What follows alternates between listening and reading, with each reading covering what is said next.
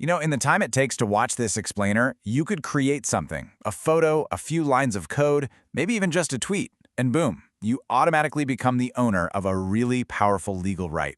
So today, we're digging into Australian copyright and why this idea of you made it, you own it is more important than ever.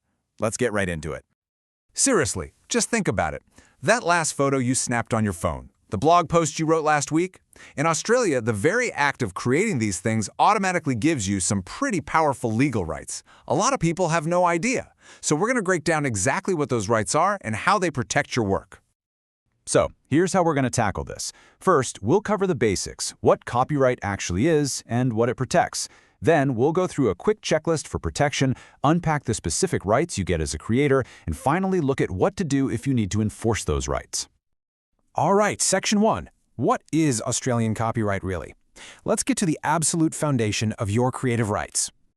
Okay, this is probably the single most important thing to understand. Copyright doesn't protect an idea. So you can't own the idea of, say, a superhero who can fly. But the second you write a script or draw a comic or film a movie about your specific flying superhero, that physical thing you just made, that's what gets protected. It's all about the tangible result, not the thought floating around in your head. And here is the absolute best part about Australian copyright law.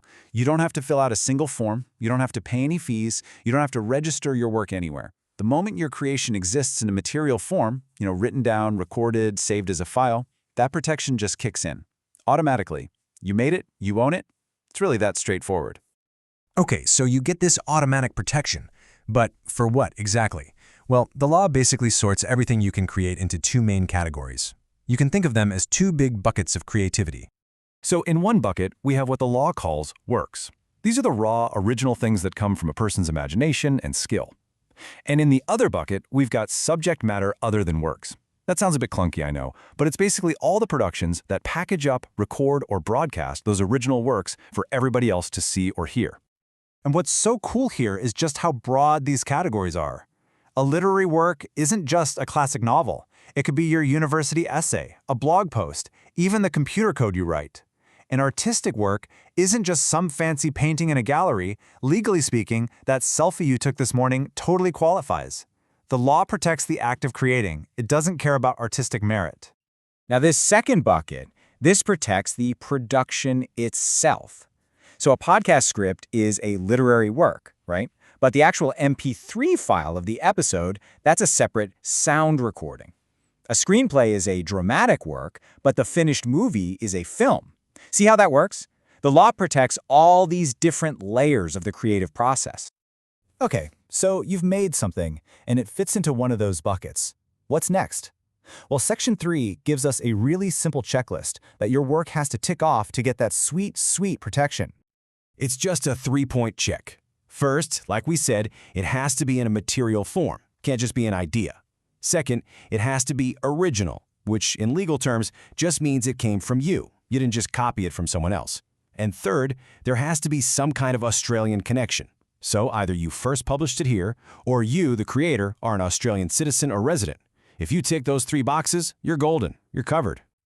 And now for the really fun part, your rights. Once your work is protected, what can you actually do? Well, the law hands you this whole bundle of exclusive rights that are basically creator superpowers. And these superpowers are split into two different types.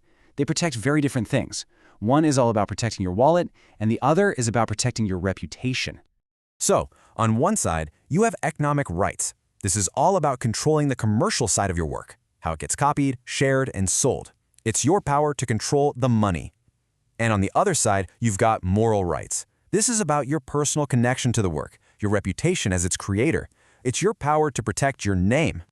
Your economic rights mean you are in the driver's seat. Only you have the right to do these things. Or you can give other people permission, usually through a license or by selling the rights. You get to control who can make copies, who can publish it, who can put it online. This is the bedrock of how creators can earn a living. Moral rights are different, though. Think of them as your creative DNA. You can't sell them. They're stuck to you. You always have the right to be named as the creator. You have the right to stop someone else from pretending they made it. And, so importantly, you have the right of integrity to stop people from messing with your work or using it in a way that just trashes your reputation. So, You have these rights. But what happens if somebody just ignores them and uses your stuff anyway? Well, that brings us to our final section, enforcing your copyright.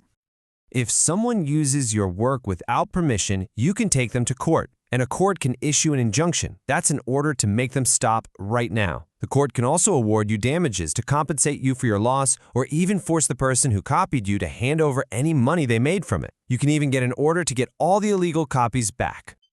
So let's finish on the most important, most empowering takeaway from all of this. You don't need to be some huge company or a famous artist to have your work protected. The law has your back from the second you press save, click the shutter, or put pen to paper. And this all leaves us with a really fascinating question for the future, doesn't it? For more than a century, copyright has been tied to a human creator.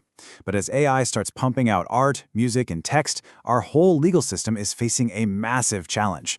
If a machine makes it, who owns it? What does authorship even mean anymore? That's something we're all going to have to figure out.